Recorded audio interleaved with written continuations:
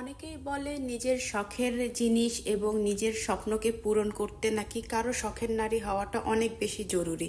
কারো শখের নারী না হলে নাকি স্বপ্ন পূরণ করা যায় না, বা হচ্ছে আপনার শখের জিনিসগুলোও পাওয়া যায় না। আমার কাছে সেটার উল্টো। অবশ্যই শখের নারী হওয়াটা ভাগ্যের ব্যাপার, কিন্তু শখের নারী যে সবাই হবে সবার ভাগ্যে এটা জুটে না। আমার কাছে মনে হয় নিজের স্বপ্ন পূরণ নিজেরই করা লাগে, এবং নিজের পায়ের মাটি শক্ত থাকলে নিজের স্বপ্ন এমনিতেই পূরণ হয়ে যায়, নিজের শখগুলো অনেক পূরণ হয়ে যায়। প্রত্যেকটা নারীরই নিজের স্বাবলম্বী হওয়া উচিত, এবং প্রত্যেকটা নারীরই নিজের পায়ের মাটিটা শক্ত রাখা উচিত। তো আমি গিয়েছিলাম আজকে বিডি বাজেটে। আমার কিছু প্রিয় জিনিসগুলো ছিল যা নাকি এতদিন স্টকে ছিল না, তো আমি এটা পেয়ে গেছি।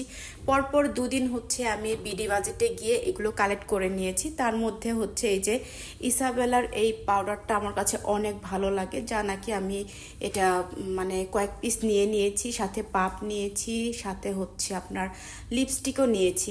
আমার কাছে এই লিপস্টিকগুলো অনেক ভালো লাগে, ভেলভেটগুলো ইসাবেলার।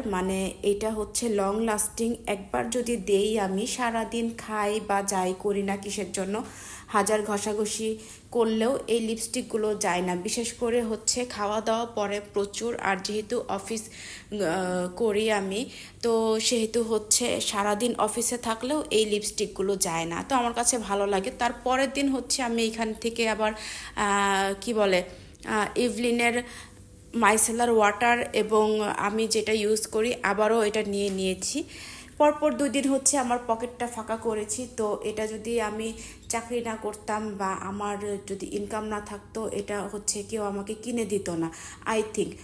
আর যদি শখের পুরুষের কাছেও চাইতাম, হয়তো বা অনেক কথা শুনিয়ে তারপর দিত। অনেক কথা শোনার চাইতে নিজে নিজেই ইনকাম করো, নিজে নিজেই কেনো, নিজে নিজের শখ পূরণ করো, এটাই ভালো। তো ভালো থাকবেন, সুস্থ থাকবেন সবাই।